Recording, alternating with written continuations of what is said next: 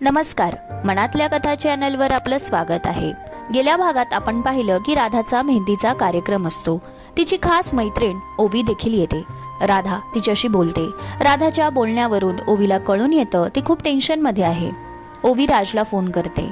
राधा सोबत जे बोलणं झालं ते सांगते। राजला हे सगळं ऐकून खूप वाईट वाटलं। राधा आजही माझ्या विचारात आहे। तिचं लग्न होत आहे आणि ती खुश नाही। मीच जबाबदार आहे। प्रेम सुखद भावना, एकेकाळी दोघांनी किती प्रेम केलं होतं, एकमेकांना वचन दिलं होतं, आयुष्यभर साथ देणार। सारे क्षण त्याला आठवले। टचकन डोळ्यात पाणी आलं। त्याची लहानगी मुलगी बाबाच्या डोळ्यावरून अलगद हात फिरवत होती। जणू काही ती बाबांचे अश्रू पाहू शकत नव्हती। राधाला इतका त्रास होत असताना तो शांत कसा बसू शकतो? त्याला राहवलं नाही। त्याने राधाला फोन केला। राजचा फोन आला पाहून ती खुश झाली। तिने फोन उचलला।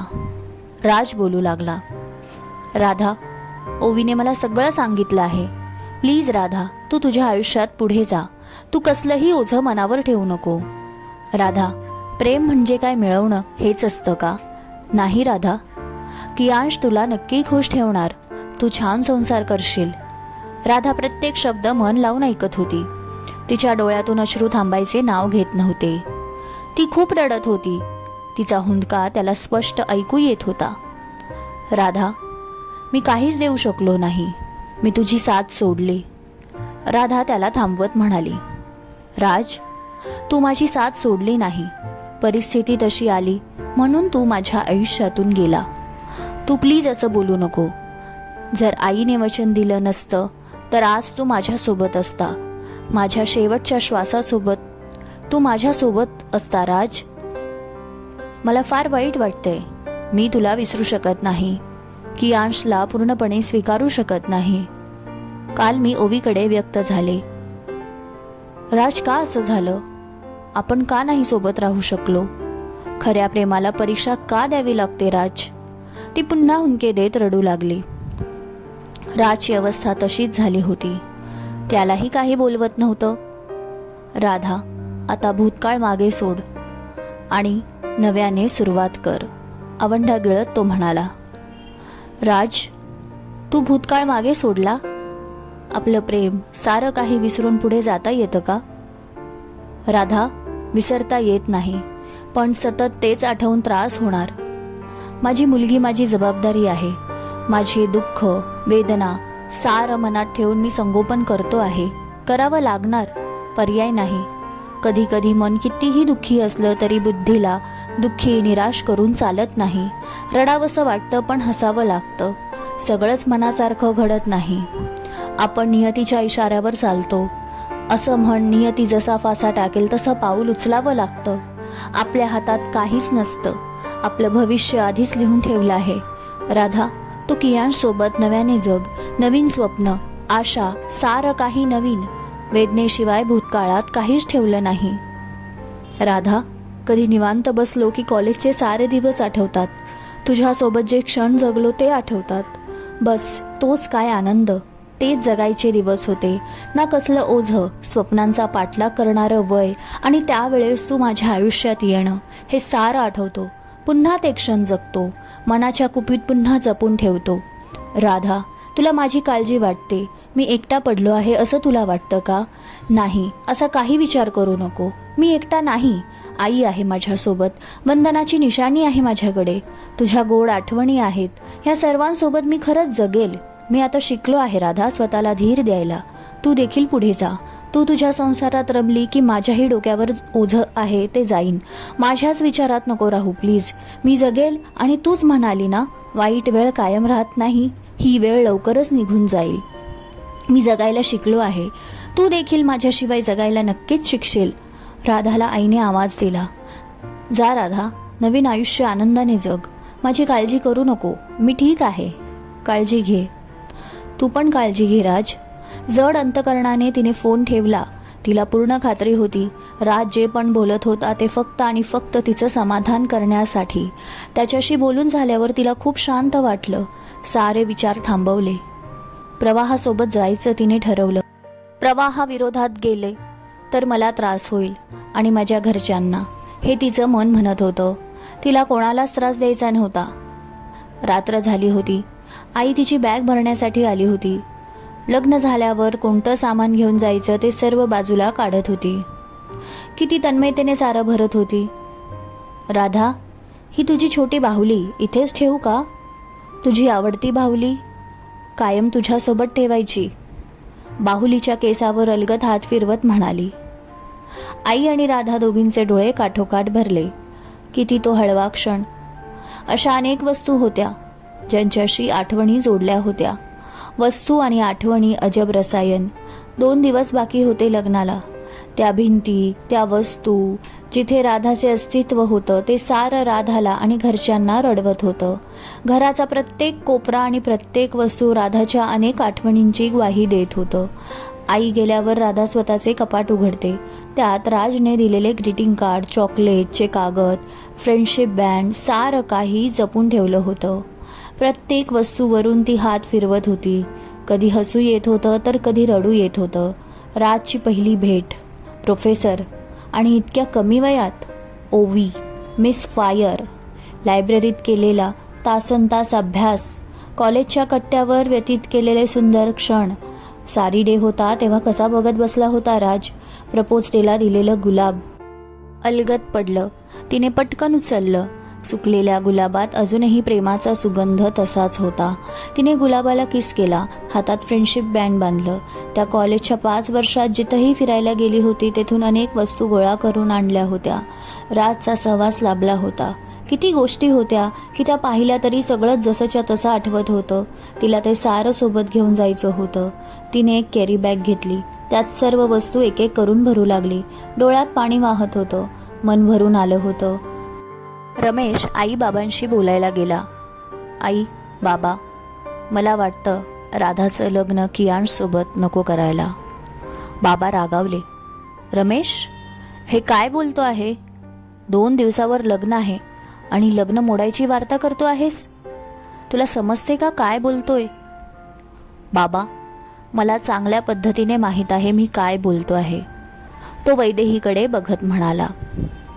हो बाबा, हे लग्न नको करायला, वैदेही म्हणाली. आईला टेन्शन आलं. तुम्ही दोघे काय बोलत आहात? समजते का? समाजात आपली इज्जत आहे. तोंडावर आलेलं लग्न मोडलं तर सगळेच नावं ठेवतील. आई, तुझ्यासाठी राधा महत्वाची आहे ना? रमेश म्हणाला. हो, माझ्यासाठी राधा महत्वाची आहे. मग तर झालं. बाबांनी आवाज चढवला. रमेश, कोड्यात बोलू नको. जे आहे ते स्पष्ट सांग. आई, बाबा, खरं तर मी हे खूप आधीच सांगायला पाहिजे होतं, पण अजूनही वेळ आहे. राधाला तिचा मित्र राज आवडायचा. दोघांनी सेटल झाल्यावर लग्न करायचं ठरवलं होतं. पण राजचं लग्न त्याच्या मामाच्या मुलीशी करायचं वचन राजच्या आईने दिल्यामुळे तिच्याशी लग्न केलं. त्यामुळे राधा देखील आयुष्यात पुढे आली. कियांशचा विचार केला. पण काही महिन्यापूर्वी राजची बायको प्रेग्नेन्सीमध्ये देवाघरी गेली. तिचं बाळ वाचलं.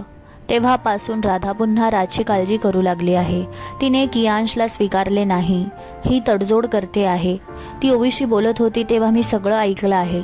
आई, बाबा, मला वाटतं राधाने तडजोड म्हणून लग्न करू नये.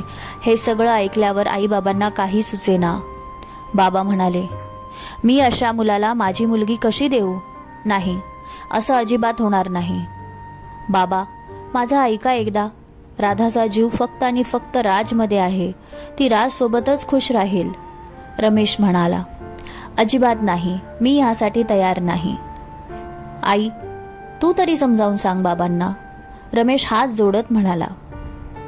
रमेश, कसं समजावू? माझ्या राधाचं लग्न असं आधीच लग्न झालेल्या मुलासोबत? नाही रमेश, ते मलाही पटत नाही. आई, बाबा, मी बोलू का? वैदेही म्हणाली. बोल वैदेही. माझं कियांशी बोलणं झालं आहे. खरं तर त्याला हे सगळं राधाने सांगितलं आहे. राधाचं मन वळवण्याचा पूर्ण प्रयत्न करत होता. राधा अजूनही राजच्या विचारात आहे. काही केल्या ती कियांशला एक्सेप्ट करू शकत नाही. त्याला राधा मनापासून आवडली होती म्हणून तो इतकी वर्ष थांबला होता. मगाशी त्याचा फोन आला तेव्हा त्याने सांगितलं, राधा माझ्यासोबत खुश राहणार नाही, लग्न न केलेलं बरं. हे ऐकून राधाच्या आईबाबांचा चेहरा उतरला. रमेश बोलू लागला, वैदेही जे सांगते ते खरं आहे. कियांशला कल्पना आली म्हणून त्याने हा डिसिजन घेतला. असं कसं करू शकतो तो? बाबा जरा रागातच म्हणाले. बाबा, त्याने समजूतदारपणा दाखवला आहे. राधा जर त्याच्यासोबत खुश राहणार नाही हे त्याला समजले, म्हणून त्याने लग्नाला नकार दिला. तर त्यात चुकीचं काय? हो बाबा, मला कियांशने जो निर्णय घेतला तो पटला आहे. बाबा, कियांश माझा भाऊ आहे म्हणून बोलत नाही, तर एक स्त्री म्हणून मी राधाच्या बाजूने विचार करते आहे. समजा कियांश सोबत लग्न लावलं आणि परिस्थिती नाही सुधारली तर? ना राधा खुश राहणार ना कियांश. दोघांचं आयुष्य उद्ध्वस्त होणार. तसं होऊ नये वाटत असेल तर आपण हे लग्न कॅन्सल केलेलं बरं. हे सारं बोलणं राधा ऐकत होती. माझी राधा त्या राजसोबत खुश राहील? आई काळजीच्या सुरात म्हणाली. इतका वेळ शांत बसलेली राधा आली. हो आई, मी खुश राहील, राधा ठामपणे म्हणाली. तिच्या डोळ्यात आनंदाश्रू होते. बाबा म्हणाले, राधा, पण राज? त्यांचं बोलणं पूर्ण होण्याआधी राधा म्हणाली, बाबा, मी खरंच खुश राहीन. राज चांगला मुलगा आहे. सगळं असं घडलं नाही तर मी तुम्हाला आणि आईला सांगणार होते. त्या दिवशी दादाने मला शपथ घालून विचारले. मी त्याला सगळं सांगितलं. कियांशला देखील सगळं माहीत आहे. खरंच मी राजसोबत खुश राहीन, सुखाने राहीन. मला काहीच नको, मला फक्त राज हवा आहे. आज दादा आणि वहिनी बोलले त्यामुळे माझ्यात बोलण्याची ताकद आली. माझं मन खूप नाराज होतं. मी कियांशला फसवते आहे ही भावना त्रास देत होती. पण आई बाबा, प्लीज तुम्ही ह्या लग्नाला तयार व्हा. राधा अगदी गयावया करत होती. शेवटी आई बाबा तयार झाले. राधाचा आनंद गगनात मावेना. तिने लगेच राजला फोन लावला. त्याला विश्वासच बसेना. त्याने त्याच्या आईला ही गोष्ट सांगितली. आईने देवापुढे साखर ठेवली. राजने विचार केला. तो आईला म्हणाला, आई, हे लग्न शक्य नाही. मी असा स्वार्थी होऊ शकत नाही. राधाच्या प्रेमाचा मी दुरुपयोग करणार नाही. असं का बोलतो आहे राज? आई म्हणाली, मी बरोबर बोलतो आहे. मान्य आहे, माझं प्रेम आहे राधावर. पहिली परिस्थिती वेगळी होती, आता परिस्थिती वेगळी आहे. मी एका मुलीचा वडील आहे. माझी जबाबदारी राधावर का नाही? असं अजिबात होणार नाही. त्याने पुन्हा फोन केला. हे सर्व राधाला सांगितलं. राधा काहीच बोलली नाही. दुसऱ्या दिवशी सकाळीच राधा तिच्या आई बाबा रमेश वैदेही सोबत राजच्या घरी आली. सर्वांना पाहून राज आश्चर्यचकित झाला. राधा अशी अचानक घरी आलेली पाहून राजची आई देखील स्तब्ध झाली. राधा, तू? राज म्हणाला. राज, अजून किती मला त्रास देणार आहेस? राधा, प्लीज, तू माझ्यासारख्या मुलाशी लग्न करून स्वतःचं आयुष्य नको उद्ध्वस्त करू. मी हात जोडतो. राधाचे डोळे पाणावले. राज, तुझ्यासारख्या मुलाशी म्हणजे काय? राज, माझं प्रेम अजूनही तसंच आहे. माझ्यासाठी तू तोच राज आहे ज्याने माझ्यावर प्रेम केलं होतं. आपण पाहिलेली स्वप्न विसरला का राज? राधा, तेव्हा परिस्थिती वेगळी होती. आता मी एक वडील आहे. मला तुझ्यावर कसलेच ओझं नको. तू चांगली लाईफ डिझर्व करते. राज, मी 2 दिवसावर आलेलं लग्न तुझ्यासाठी मोडलं आहे. मी तुला नाही विसरू शकत. माझं सुख तुझ्यासोबत आहे. राज, गेल्या वेळेस मी तुला जाऊ दिलं, पण आता नाही. तू माझा आहे आणि माझाच राहणार. मी फक्त तुझी बायको नाही तर ह्या पिल्लूची आई देखील, म्हणून मी या घरात पाऊल ठेवणार आहे. राज, आता नाही नको बोलू प्लीज. बाळ जोर जोरात हसू लागलं. जणू काही तिने राधाला आई म्हणून स्वीकारलं होतं. भरलेल्या डोळ्याने त्याने लग्नाला संमती दिली. 2 दिवसाने राधा आणि राजचं लग्न झालं.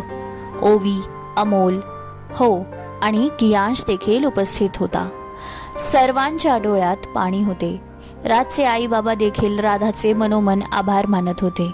राधाच्या आयुष्यात तिचा राज आला होता आणि राजच्या आयुष्यात त्याची राधा. राधा आणि राजच्या प्रेमाची ओढ इतकी होती की सरत शेवटी प्रेम जिंकलं. राधा प्रेमिका म्हणून जिंकली होती, पण आई म्हणून तिने बाळाचा स्वीकार करून राजचं मन पुन्हा जिंकलं होतं. राधाची मुलगी राधाला घट्ट बिलगून होती आणि राज दोघींना भरल्या डोळ्यांनी पाहत होता. फोटोग्राफरने तो फोटो क्लिक केला. एक आदर्श कुटुंब त्या फोटोमध्ये कैद झालं होतं. अंत भला तो सब भला. समाप्त. कथालेखन अश्विनी कुणाल ओगले. तर वाचक हो, आपली राधा आणि राज शेवटी एकत्र आलेच. कथेचा शेवट कसा वाटला कमेंटमध्ये सांगायला विसरू नका. आणि व्हिडिओ तुम्हाला आवडला असेल तर एक लाईक जरूर द्या. हो, आणि तुम्ही अजूनही चॅनलला सबस्क्राईब केलं नसेल तर जरूर करा. लवकरच भेटू नवीन कथेसह. धन्यवाद.